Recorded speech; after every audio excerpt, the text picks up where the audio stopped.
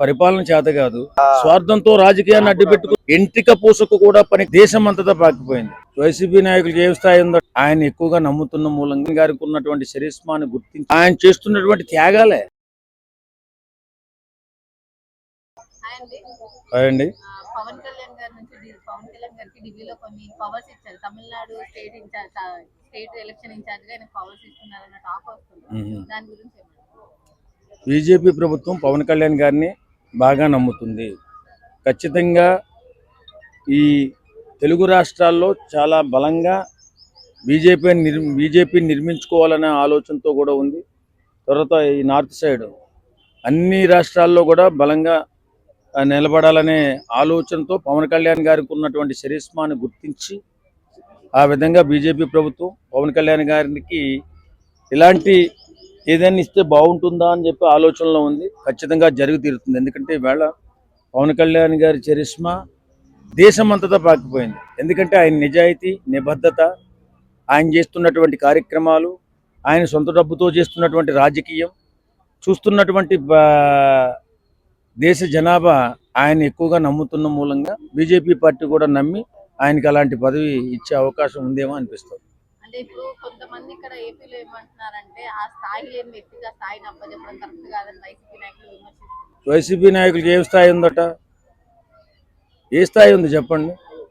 ఆయనకి ఏ చరిష్మా ఉంది? రాజకీయ అనుభవం, ఇప్పుడు పరిపాలన చేత కాదు, ఇచ్చిన అవకాశాన్ని 5 ఏళ్లలోనే 151 నుంచి 11కు దిగదార్చుకున్నాడు. ఇంకేం చరిష్మా ఉంది?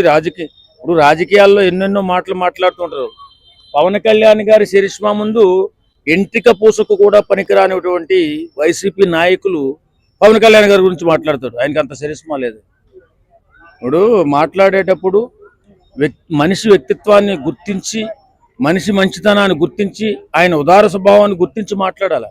వేళ దేశంలోనే నంబర్ 1 అవినీతి లేని రాజకీయ నాయకుడు గారు పవన్ కళ్యాణ్ గారు నిలబడ్డారంటే ఆయన చేస్తున్నటువంటి త్యాగాలే. అలాంటి వ్యక్తికి చరిష్మా లేదని చెప్పేటటువంటి సొల్లిగాళ్ళు ఎంతమంది వాస్తవంగా 10 రూపాయలు జేబులో తీసి ఖర్చు పెట్టాలంటే గట్స్ ఉండాలి. సంపాదించిన దాంట్లో 50% ఖర్చు పెట్టిన మగాడు అతను. ఇలాంటి ఆడంగిల లెక్క కాదు కదా. స్వార్థంతో రాజకీయాన్ని అడ్డుపెట్టుకుని 1000 కోట్లు 100 కోట్లు దోచుకున్నటువంటి దొంగల లెక్క కాదు కదా. దొంగలకి చరిష్మా ఉంటుందా? ఎప్పుడు అతపాతాళానికి వెళ్ళిపోతారు. కాబట్టి నేను ఏమంటానంటే, ఏదైనా మంచితనాన్ని, సేవాగుణాన్ని గుర్తించినటువంటి వ్యక్తులే కాదు. కాబట్టి వాళ్ళ పవన్ కళ్యాణ్ గారి చరిష్మా ప్రపంచ స్థాయిలో ఉంది. అసలు ఏంటి ఆ నాయకుడు అని అందరూ ఎదురు చూస్తున్నారు.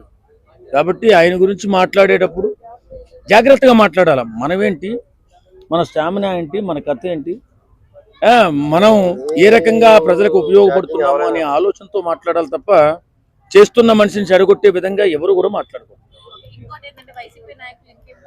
కార్యకర్తలు కానీ ట్విట్టర్ లో ఏం ట్వీట్ చేస్తున్నారంటే, ఒక రాష్ట్ర డిప్యూటీ సీఎం ని తీసుకెళ్లి ఇంకొక రాష్ట్రానికి ఇన్ఛార్జ్ చేయడం కించపరిచినట్టే అది అన్నట్టు మాట్లాడుతున్నారు. దాని గురించి వాళ్ళకి తెలివి తక్కువ. ఎందుకంటే ఈయన చరిష్మా తెలియక, ఈయనకి తమిళనాడులో ఏమాత్రం ప్రేమ ఉంది, ఎంత పేరుంది అనేది తెలియక మాట్లాడుతుంటారు. కేంద్ర ప్రభుత్వం అంత తెలివితో